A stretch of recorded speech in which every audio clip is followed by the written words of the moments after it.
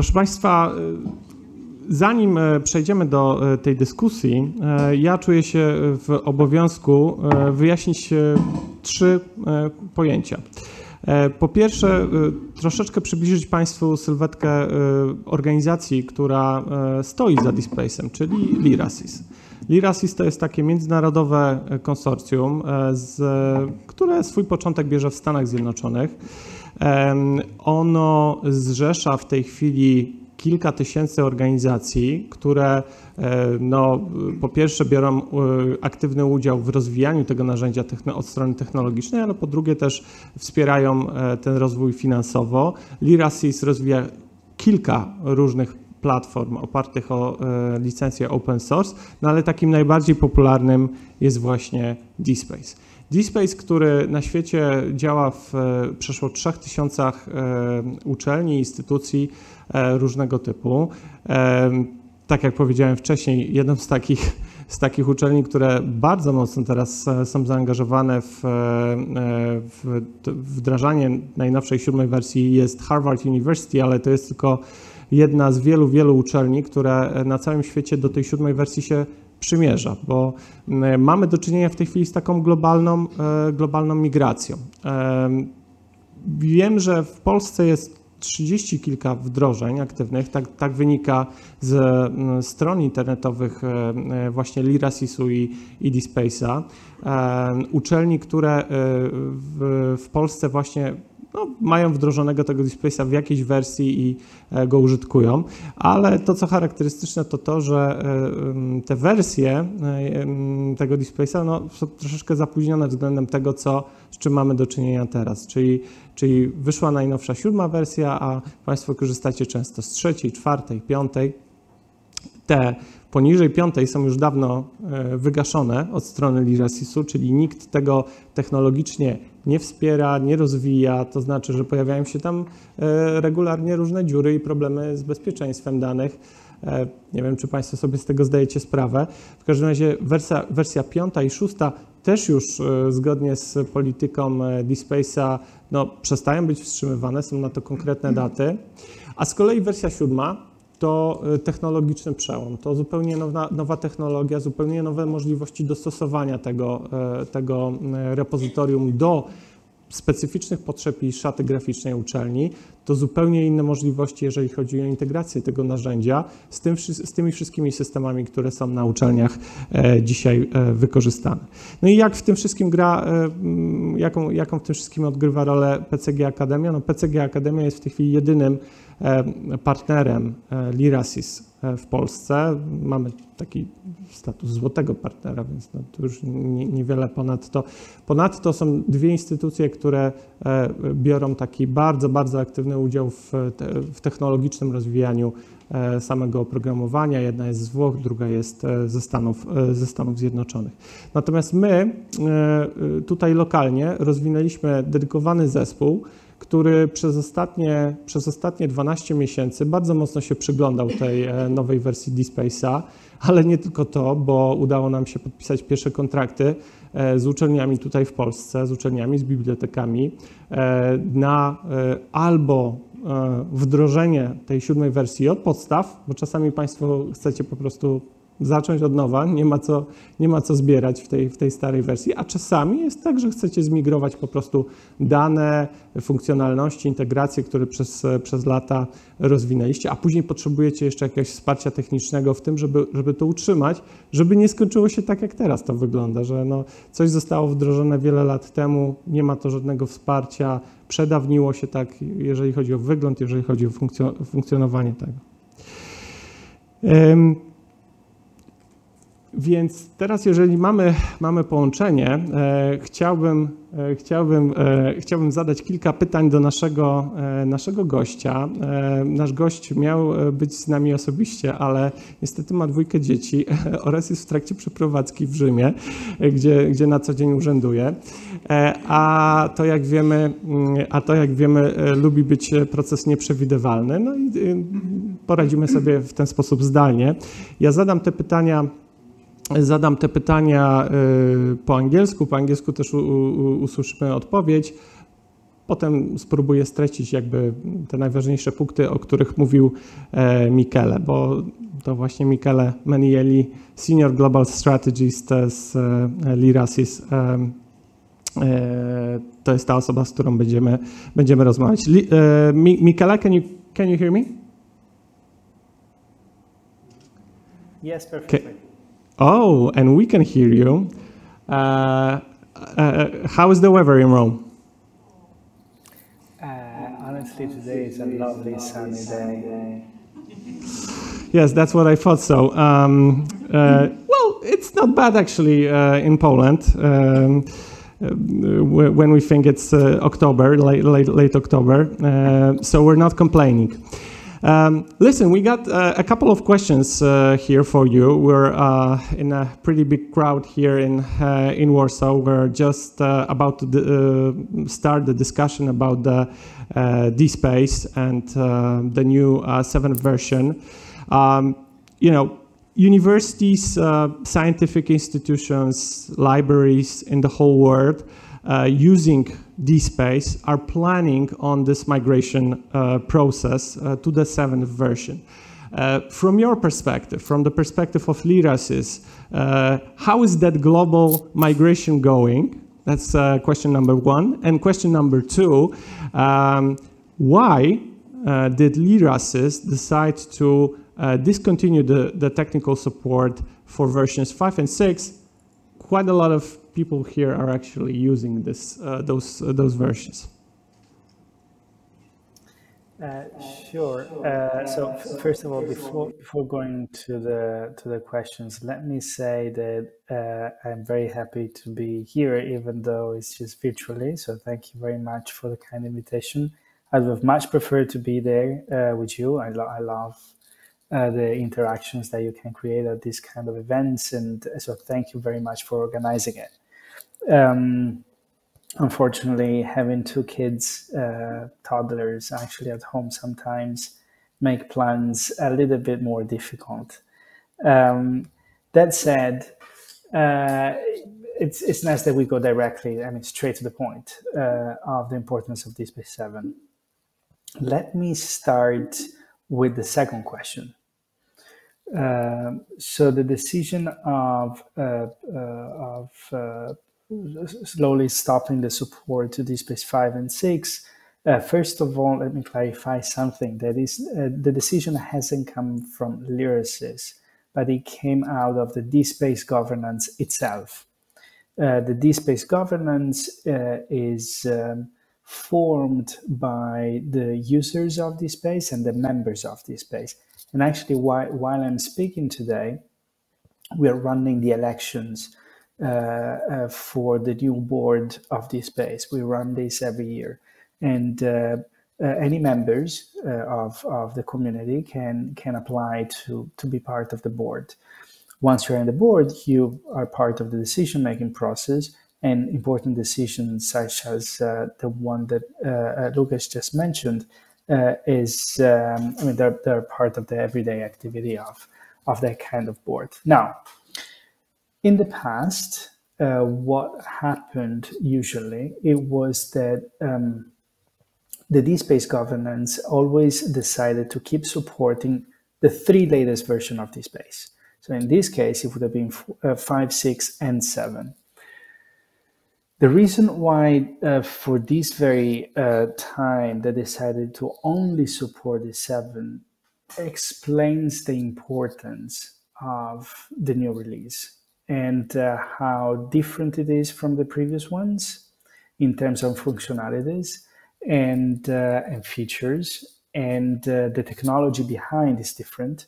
So for an open source global repository system, it would have been very, very hard to keep on working on 3 different versions for bug fixings, for updates, for whatever. Because once you provide support officially as an open source program, you really have to take care of any kind of security issues that comes up. But we have limited resources, because the community is limited in terms of developers working on the technology. And so the governance decided to really focus on the latest version. Now that means that obviously, I mean, there would be providers around the world and developers around the world who would be able to work on the previous versions, because it's not that we close them. It's open source, anyone can use them. But if you are looking for upgrades, new features and developments, everything will happen on the 7. The reason is, and now I come to the first question, as I mentioned, different technology, many new features, a bright future.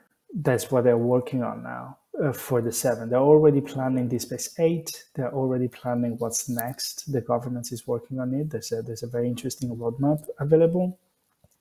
And the idea is that we want to support the community to massively upgrade to the 7. And so we're working on creating some sort of upgrading toolkit to support all the institutions who want to move to the 7. And the other important side of things is the role of the service providers of the DSpace community, who will be much more involved with our community and being able to support the different institutions to do just that. Once we are able to move the whole community to the next level and to the new technology, it would be much, much, much easier and much faster to get the features that you all want into the new technology. So who is moving to the 7? Usually the upgrades, they're not super fast, particularly for a new version like this one, which is very different. But this is why for the first time we're investing in really create some sort of awareness and knowledge and a knowledge base, sharing technology, sharing documents in order for the community to upgrade to the new version. Something that we've never really done in the past, where we usually organize just one workshop a year. Now we really want to invest globally in helping the institutions move. Great. Let me just summarize what you said in Polish very quickly. Więc Michele po pierwsze potwierdził moją historię o dzieciach, więc tutaj zeznania się zgadzają. Jeżeli chodzi o DSpace 5 i 6, to właściwie i wstrzymanie tego supportu technicznego, to właściwie nie była decyzja LYRASIS, tylko takiego ciała, które LYRASIS ma zawiązane do zarządzania jakby przyszłością tego oprogramowania, czyli tak zwanego governance, w którym to ciele zasiadają wybierani przez społeczność członkowie. Teraz właśnie odbywają się wybory do tegoż ciała i to właśnie to ciało zdecydowało o przerwaniu tego wsparcia. W przeszłości to było tak, że oni utrzymywali do 3 wersji nawet w przeszłość technologicznie, cały czas je gdzieś tam technicznie podtrzymując, natomiast teraz ta zmiana jest tak fundamentalna, tak dramatyczna, jeżeli chodzi o użytą technologię i przeskok technologiczny między wersją 6 a wersją 7, że no, zarząd LYRASIS-u zdecydował się niejako metodą grubej kreski odciąć to, co było i skoncentrować się już na rozwoju DSpace'a w tej nowej technologii. To dzieje się bardzo szybko, zresztą my to też obserwujemy od swojej strony. Na wersji 7 wychodzą już podwersje, właściwie co kilka miesięcy jest taki duży release, w planach wersja 8, cała mapa drogowa rozwoju tego oprogramowania. Poprzednie wersje to są oczywiście wersje open source, więc to, co Państwo użytkujecie u siebie na uczelniach, to nie znika, to dalej jest dla Państwa dostępne, no tylko pozbawione jakby tego wsparcia, tego rozwoju. Nie możecie tutaj liczyć na jakieś usprawnienia. Trudno pewnie będzie rozbudowa, jeżeli chodzi o nowe funkcjonalności, nowe integracje, więc to trzeba brać pod uwagę. Michele też wspomniał o takim bardzo dużym fokusie, dużej koncentracji LYRASIS-u na to, żeby wesprzeć globalne środowisko użytkowników, w tym, żeby jak najszybciej do tej nowej wersji przeskoczyć, bo no to jest z ich punktu widzenia też mniej pracy i zdecydowanie lepiej odbierane narzędzie. Dobrze, mam jeszcze 2 pytania.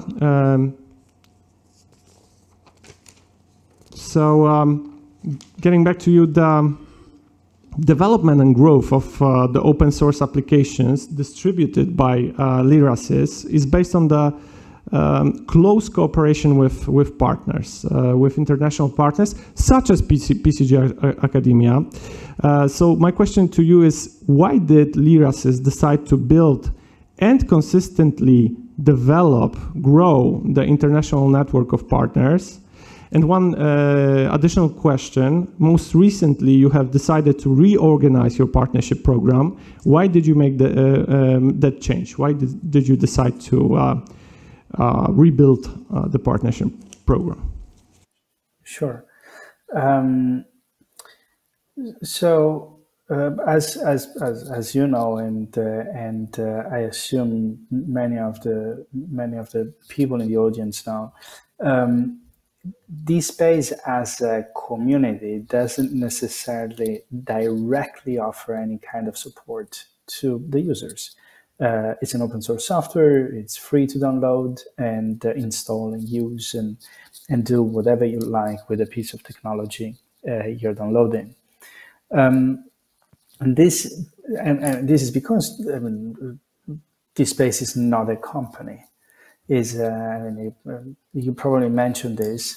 Historically, it was created with a collaboration between MIT and HP because they wanted to do something that was openly and freely available. Now, since DSpace doesn't offer any kind of direct support to the technology, we are only supporting the maintenance and the development of it, supporting the community, because as I mentioned, the governance is made out of community members, and so the decision making is up to the users, not DSpace, not LYRASIS. Now, we immediately understood back in the days that still universities and institutions needed some sort of support. But the spirit of the open source is that even companies who are able to offer their support and provide their support to the institutions, they should be and feel part of a global community because they are part of it, because they're supporting an open source technology to thrive and survive and evolve. So our idea at the beginning was to have those private commercial vendors somehow involved in the community. But the kind of relationship that we managed to create in the past few years made us understand that we were missing something. And we were missing something that, for example, you are experiencing today.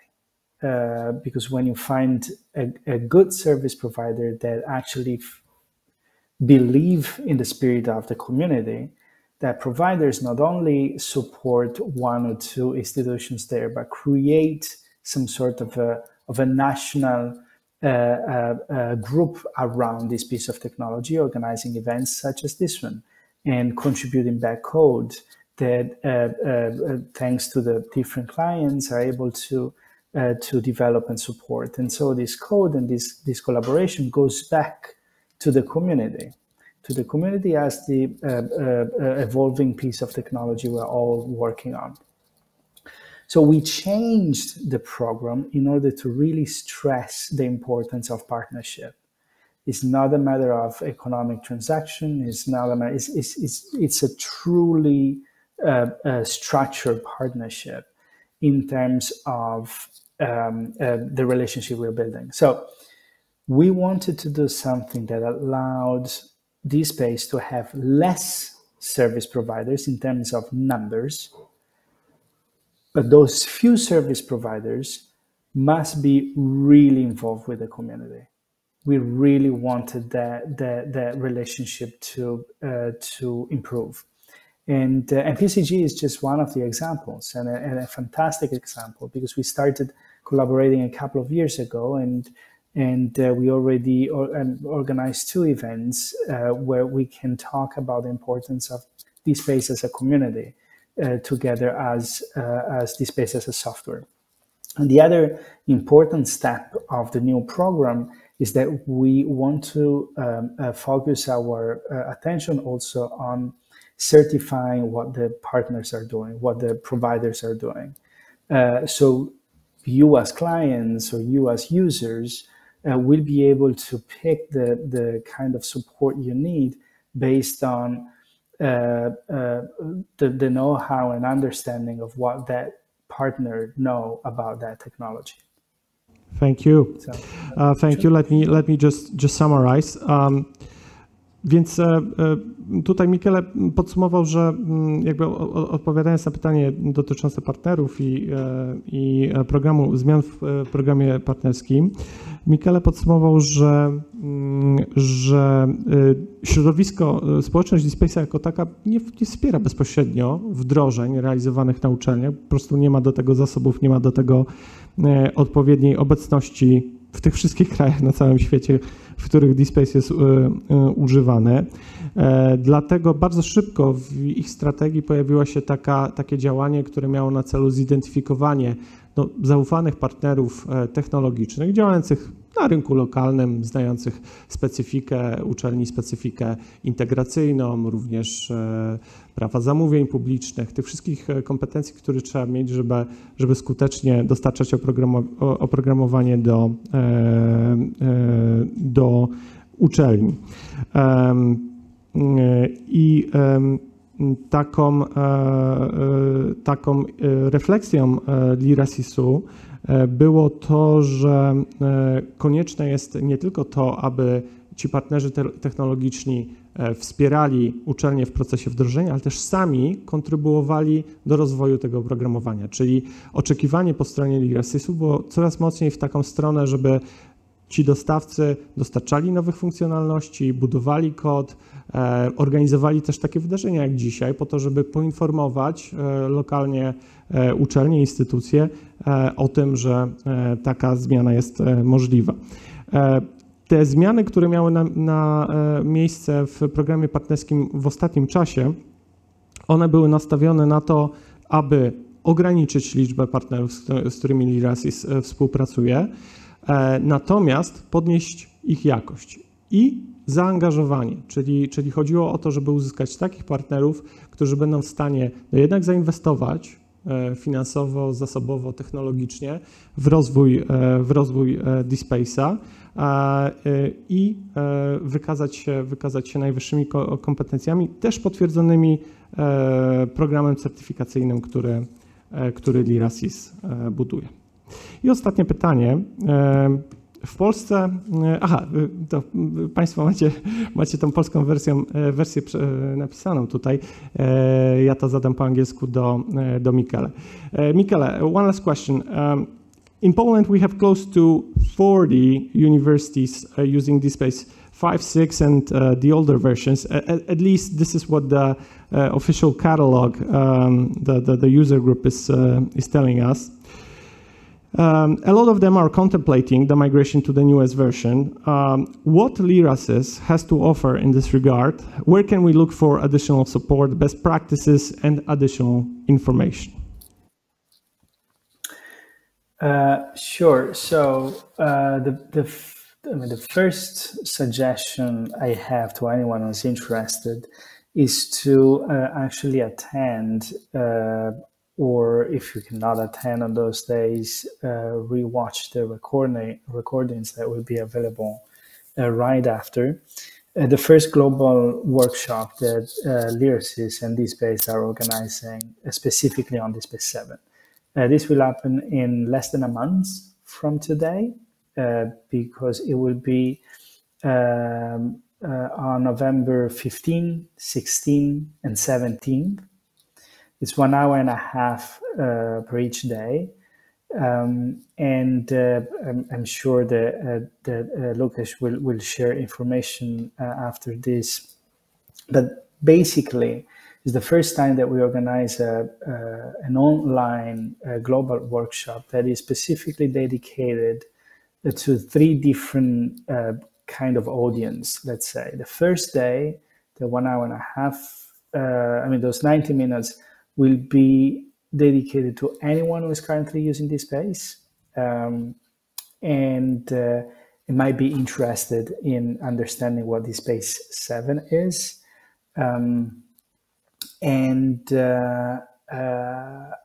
So it will be a brief introduction, let's say 1 hour and a half, about anything you want to know about DSpace 7, the new features, why the release, the history, what's new, what's blah, blah, blah. Second day, it will probably be for the audience that you currently have in the room, or at least those 40 institutions, because it is about upgrading to DSpace 7. So it will be slightly more technical, but not much. And it will focus on how to move from any kind of DSpace version that you're currently running to the newest 7.4 that has just been released. The third day will be more technical. And so it will be about developments of DSpace. So it will be organized in a way that we want to partner with the current network of DSpace communities, all the different national user groups, including the Polish national user group that is very well led by PCG, in order to be able to do a couple of things. First, gather all the questions you might have before the event, if possible. Translate the event or providing documentations in Polish or in any other of the different languages spoken within the DSpace community, and start creating and gathering all the different best practices coming from institutions that are already running DSpace 7, and I'm sure there are good examples in Poland as well, as there are around the world, and try to start focusing on creating a new sub-community within DSpace, fully dedicated to DSpace 7. Then obviously all the materials, all the slides, all the recordings, anything you want to know about DSpace is available in the wiki of DSpace. There's a group within DSpace which is called DCAT. DCAT stands for the DSpace Advisory Board, Community Advisory Board, and they're developing a manual for the users, so for the repository managers. So you will find documentation not only for developers of DSpace, but also on how to use DSpace. And eventually we should be able to translate all the documentation within the wiki for the different user groups and countries. This is what we're trying to do. Obviously, we cannot do it for all the versions of DSpace. The DSpace wiki space is, I think it's millions of pages, and we can't tackle all of that. But with the support of partners and providers and community members, we can actually do that work for the new version of DSpace, and that's the goal. Great pleasure to see you and to be able to speak to you. Let me tell it all back to the room here, but I will see you soon. Thank you very much, Lucas, and thank you all very much. Dziękujemy bardzo, Michele. No, Michele w tym ostatnim swojej odpowiedzi opisał te 3 webinaria, które zaplanowaliśmy wspólnie 15, 16, 17 listopada. My z tego będziemy realizowali swoją transmisję, też zadbamy o tłumaczenie, także to przed nami.